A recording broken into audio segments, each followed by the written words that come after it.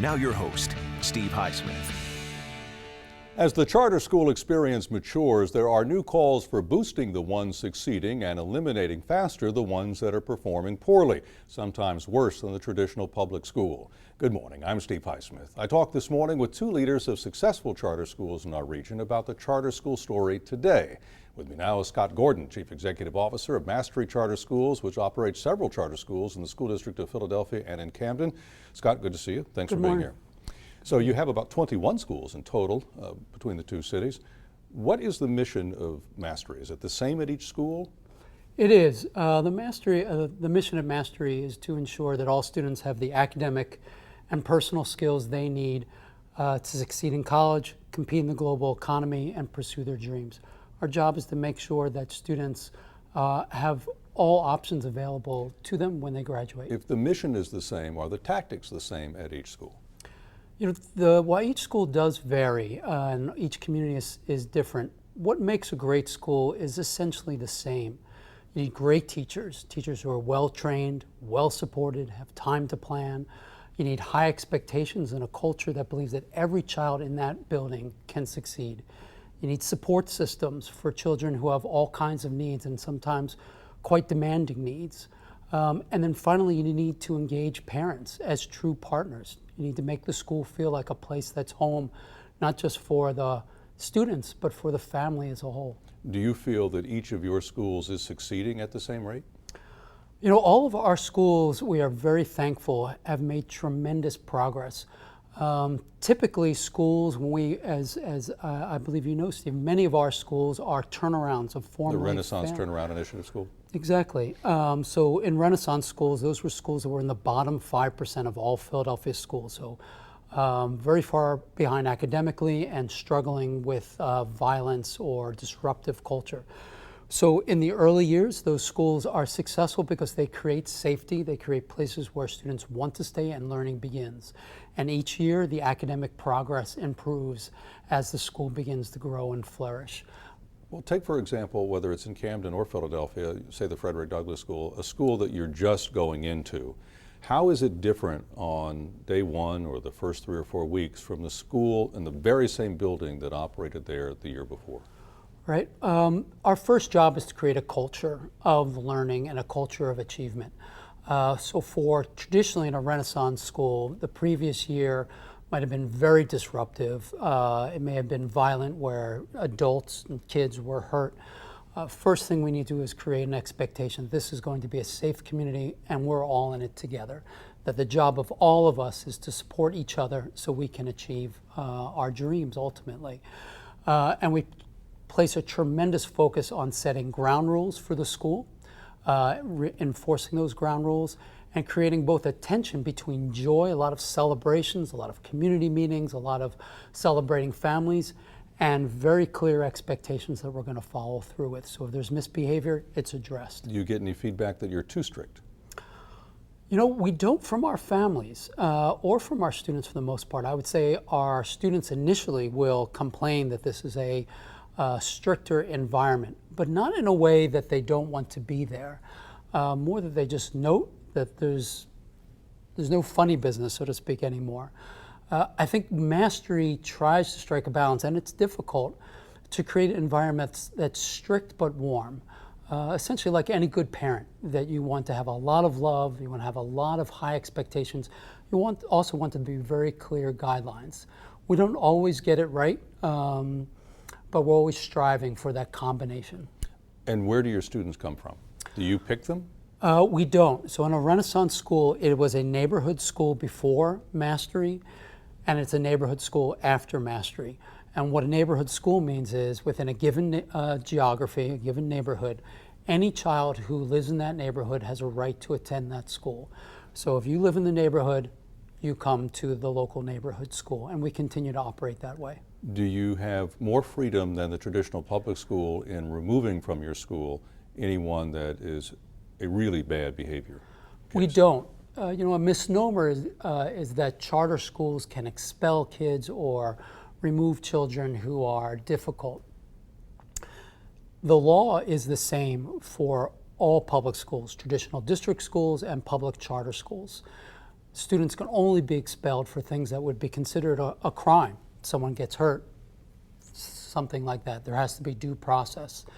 And we do not want to encourage kids to leave. We want to make sure kids stay. To do that, though, we need to make sure there's a real social support system, because there are kids who have behavior problems, who have what we call have had trauma, have seen horrible things and act out. There needs to be adults they can talk to. There needs to be therapeutic interventions so that we don't have to have those type of problems. And in terms of class size, would you say your class size is the same, larger than the traditional public school?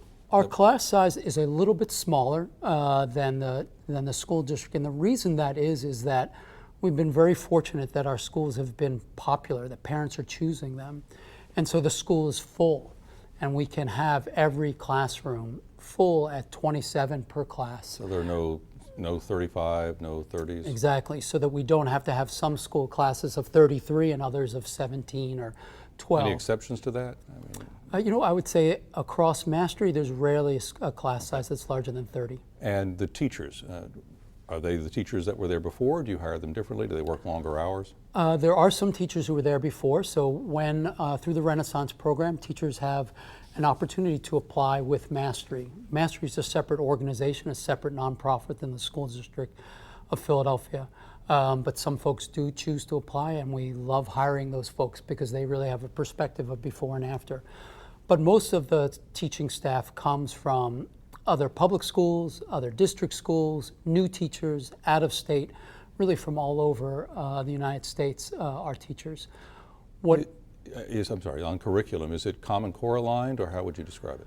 Yes, it is Common Core aligned, and that's something that's been a challenge for all public schools really across the country. The Common Core is a higher standard. It's really what we want for all our kids, the ability not just to know, but to be able to do, to think critically and apply what you learn. And that means understanding the material at a much deeper level. To accomplish that, our curriculum is very hands-on. There's a lot of teamwork for students. Students have spent a lot of time wrestling with difficult material. And for some students who are behind academically, it's doubly difficult because they're also catching up while they're engaging in this very rigorous work. We have heard for years that some parents have complained, some teachers have complained that in traditional public schools, there has been teaching to the test. Can you assure people that that's not all that's happening in Mastery charter schools, that you're just trying to make the figures look good? Sure. We're teaching so that students learn. We look at the test as I think any parent wants to look at. What is my child learning? Are we teaching the things that the state of Pennsylvania or the state of New Jersey is saying that is important? And when our students do well, it gives us some assurance that our children are learning and progressing. And when our children don't, it helps identify, here's a hole, here's a gap that we need to fill. Teaching to a test will only get you so far and not very far. So ultimately it's a self-defeating strategy because you're only teaching a very narrow set of skills. And what we really want to teach our kids is how to think. All charter schools are not the same. So there are more than 80 in Philadelphia. There are 160 or so in the state of Pennsylvania. Some are underperforming, and some are doing very, very well. How do you think people should look at charter schools? Should there be, we've been at it since the mid to late 90s now. Is that enough time to know what's working and what isn't? I think it is, and I think what we've learned is that some schools are successful, some schools struggle and then become successful, and some schools struggle and don't become successful.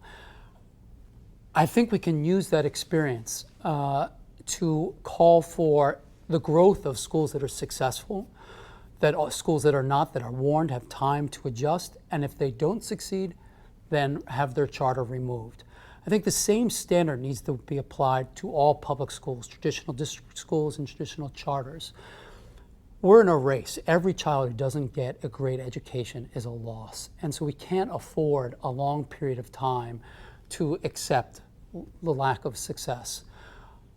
The district has begun closing some of their failing schools, some turning over to Renaissance schools. We need to do the same with charter schools, and we need to do it quickly. Well, that quickly part, there have been, roughly 11 charter schools whose charters have not been continued or have been revoked since the late 90s. Do you think that that process just is taking too long? I do. Recently, the report was issued by Philadelphia Charters for Excellence, which is a collection of charter schools in the city calling on public policy to accelerate the rate of evaluating charters, growing ones that are succeeding, and shutting down ones that are not successful. The process to shut down a charter can take as long as 2 years, sometimes even 3, and that's just too long. Is part of the problem, however, not knowing for the parents and for the students where they would go and how that would work, because there isn't a viable alternative if you just shut down the school? Yes, Steve, that's a great point. And that is why we have to both grow and shut down, or grow and shrink at the same time. So grow what's working, grow great public traditional schools and grow great public charter schools quickly, and shut down those that aren't performing so that there are other options. It is sad but very true that oftentimes parents don't have choices. They may be in a school that's struggling, but the school next door is struggling even worse. And that's not okay. We need to create more options for parents. Is the current Commonwealth of Pennsylvania state budget crisis impacting Mastery charter schools at this point? It is tremendously. For the larger point, there's simply not enough funding in public education, and particularly in Philadelphia. We have had our budgets, as has the school district, cut for several years now. We are receiving less money than we received in 2010, and obviously all of our expenses have gone up since then.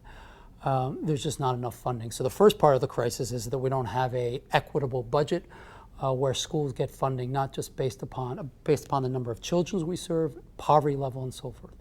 And second, the delay. We are in constant communication with the school district of Philadelphia, and we're anticipating that payments will soon stop. And obviously when there's not money coming in, we have real problems. Scott, we have to leave it there. Thank you, sir. Thanks for your time. Thank you so much. Appreciate Enjoyed the time. Thank you. Scott Gordon. Up next, another leader at a charter school joins us, and part of its success may rest with teaching separately to boys and to girls. Ahead on In Focus on PHL 17.